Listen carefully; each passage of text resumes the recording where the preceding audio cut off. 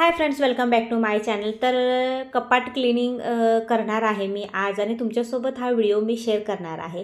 तर व्हिडिओ पूर्ण बघा, खूप इंटरेस्टिंग व्हिडिओ आहे, खूप छान वाटेल तुम्हाला बघून। तर हे लेडीजचे पर्सनली सगळ्यांचेच प्रॉब्लेम आहे। मला कपड्यांच्या घड्या करायला खूप कंटाळा येतो, खूप म्हणजे खूप। मला सगळं कामं सांगा पण मला घडी करायला खूप कंटाळा येतो।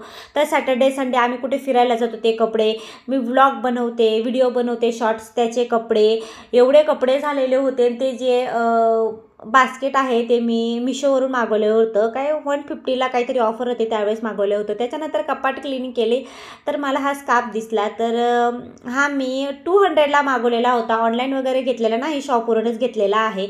तर हा मी मम्मीकडे गेली होती माहेरी, तिथून मागवलेला होता आणि खूप छान असा स्कार्फ आहे, इझिली पटकन असं आणि पूर्ण कवर होतं, मागचं केस वगैरे फेस आपला खूप छान असा कवर होतो आणि मी याला यूज पण करत आहे। जर तुम्हाला घ्यायचा असेल तर तुम्ही शॉपवाल्याला असा माझा फोटो दाखवू शकता आणि तुम्ही घेऊ शकता। खूप छान असा हा स्कार्फ आहे।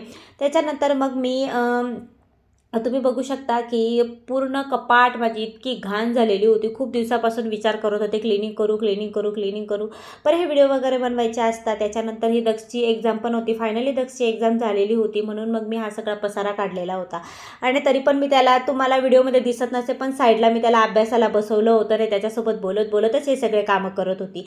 मग मी पहिले जे कपडे आहेत ते सगळे कपडे कपाटातून काढून घेतले। खूप कपडे झालेले आहेत माझे आणि मला जे व्हाईट कलरचं कपाट आहे त्याच्यात काही गोष्टी ॲडजस्ट करायच्या आहेत, म्हणून मग मी हे क्लिनिंगचं म्हटलं चल एक वेळा पूर्ण डीप क्लिनिंग करून घेऊ, नंतर काही घडी घडी होत नाही, कारण की किचनचं बी असतं, किचन बी कुठेतरी घाण होत असतं। म्हणून मग मी हे ज्यामध्ये जीन्स वगैरे आहेत जे मी हे याच्यामध्ये हुकमध्ये अटकवलेले आहे ते सगळे मी काढून घेतले आणि त्याच्यानंतर मग मी सगळं डीप क्लिनिंग करणार होते। ह्यांचे जे ऑफिसचे टी शर्ट आहेत ते स्वतःच प्रेस करतात, मी कधी यांना प्रेस करून देत नाही। आणि छान अशा पद्धतीने मी विचार केला की आता कसं याला मी करू म्हणून, कारण की ज्या माझ्या गोष्टी होत्या ते दक्षूसाठी जे व्हाईट कपाट घेतलेला आहे मी ऑनलाईन मागवलेला आहे, तर माझ्या वस्तू त्याच्यात ठेवायच्या होत्या पार्लरच्या। मी पहिले दक्षचे सगळं त्याच्यात ठेवलेलं होतं, नंतर मी प्लॅन चेंज केला। अजून मी विचार केला की नाही, मी माझंवालं याच्यामध्ये ठेवते, माझ्या सगळ्या मेकअपच्या वस्तू, म्हणजे इझिली मला पटकन काढता येईल म्हणून। तर इथं जो खालचं खातं होतं ते त्यांचंवालं होतं आणि ही जे कपाट आहे ही पण आम्ही ॲमेझॉनवरून मागवलेली होती, 11,000ची होती त्यावेळेस, म्हणजे 5 वर्षपूर्वी मागवलेली आहे ही कपाट आणि खूप छान सिंपल आणि सोबर आहे, खूप मस्त दिसते। त्याच्यानंतर मग सगळं काढून घेतलं आणि जे दक्षचे कपडे होते ते पण मी काढून घेतलेले आहेत। दक्षचे आता एवढे कपडे नाहीत पण माझे खूप कपडे आहेत आणि यांचे पण एवढे नाहीत। मला तर तुम्ही अजून एक कपाट आणून दिली ना तरी कमी होईल, पण मी हे फक्त डेली यूजचेच कपडे याच्यात ठेवलेले आहेत। माझ्या साड्या तर मी पेटी पलंगमध्ये पॅक करून ठेवलेल्या आहेत, कारण साड्या मी शक्यतोवर नेसतच नाही। कुठे लग्नात वगैरे जायचं राहिलं त्यावेळेस मी बॅग काढते, मोठी बॅग आहे, त्या बॅगमधून जी साडी नेसायची ती नेसते आणि वापस तेच बॅगमध्ये पेटी पलंगमध्ये ठेवून देते, कारण की रेंटचं घर आहे, इथं जागा नाही, फर्निचर वगैरे काहीच केलेलं नाही।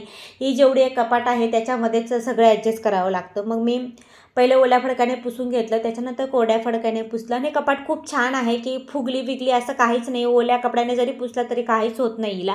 अशा पद्धतीने छान मी क्लिनिंग करून घेतली आणि हे हैदराबादला गेले होते 3 ते 4 दिवसासाठी, म्हणून मग मी हे सगळं क्लिनिंगचं काढलं। नाही तर काय होतं माहिती का, ते येतात, त्यांचा स्वयंपाक, त्यांचं जेवण, ते सगळं करत करतच 9 साडेनऊ होतं आणि आपले पण एनर्जी डाऊन होते। त्याच्यामुळे मग हे गेलेले होते म्हणून मी या कपाटाचा पसारा काढला आणि खूप छान अशा पद्धतीने मी कपाट माझी रचलेली आहे, तुम्ही बघू शकता। जे वरती होते माझे ते जीन्स वगैरे ठेवलेले आहेत, खाली मी माझे डेली यूजचे टी शर्ट वगैरे जास्त असतात। जे 2 जे पॅकेट आहेत जे आहेत ते ब्ल्यू कलरचे, पर्पल कलरचे, तर मी ते शॉपवरून घेतलेले आहेत आणि त्याच्यामध्ये माझ्या कुर्त्या ठेवलेल्या आहेत आणि कुर्त्याचं पण कलेक्शन माझ्याकडे खूप छान आहे।